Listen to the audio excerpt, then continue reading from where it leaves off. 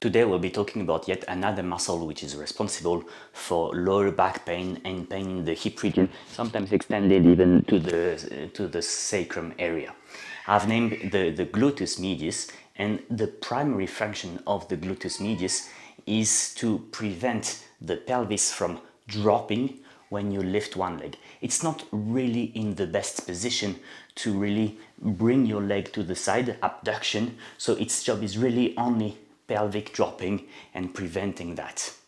Hence, it will be, say, overactivated every time you have, say, for example, a long walk on a sandy beach. But you can also think of all the sports, tennis, squash, which have a lot of lateral accelerations. It's always a lot about these type of movements, and sports injuries are another main cause of pain in this muscle.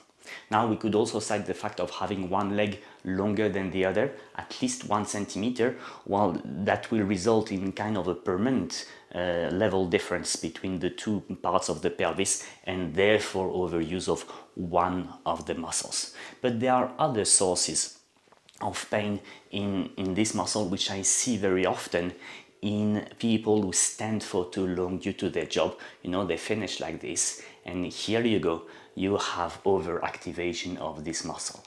And quite interestingly, the literature also mentions that sitting too low is a common source of pain in this area, as well as sitting with the wallet in your rear pocket can cause direct pressure on the most rearward fibers of the muscle. And last but not least, it seems, according to the literature again, that forward head posture can be an underestimated perpetuating factor for this pain. So not causal, but perpetuating. This being said, I'd like to do two things in this video. Number one is show you a standing technique for people who stand for a long while, which will avoid this position. Thing number two I want to do is show you the best stretch that I know for this muscle. And thing number three is invite you to subscribe to the channel if you like this content, and to share it with your friends and family. Let's go for the standing technique. You see, the risk when you stand for a long time is that due to tiredness and lack of movement in the leg muscles, which will prevent blood from circulating because there's no muscle activation, contraction, decontraction, you will extend a knee, lock one knee, and that will immediately bring asymmetry in your weight distribution and therefore overload in this region.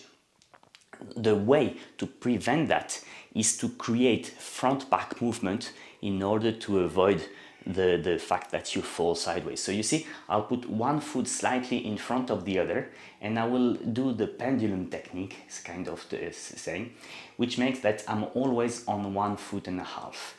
And you see, I can play with my legs, I can play with my knee, I can play with my ankles, I can reverse my feet, and therefore I will not have the tendency to fall on the side. This is a technique that we teach, that is taught in the military, in the army, in the Netherlands, where I was living before. And it's a technique that I've tested in static situations. When I need to stand static, I can be on my 2 feet, say, for 5 minutes in a row. But if I use this technique, I can stand on a spot for 50 minutes, i.e. 10 times longer.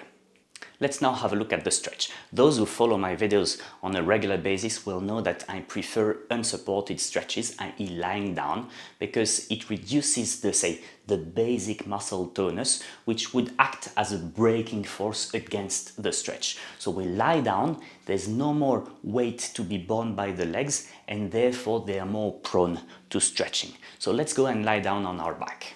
When I lie on my back, what I want to do is really bring one leg inwards and lock it thanks to the other foot. You see, and here I'm stretching this area. Now you will also notice that my back wants to hollow, and to prevent that, I'll make a special effort, that's phase 2, to flatten my lower back on the floor.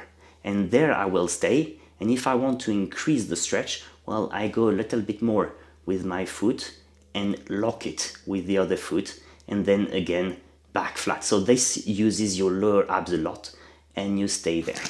Of course, You can do variants of this stretch, lying down on the side, but you see that here the angle is less. So you could let your leg drop, but somehow I have observed that, well, the results are not as good as with this stretch, where you really lock the position and flatten the back.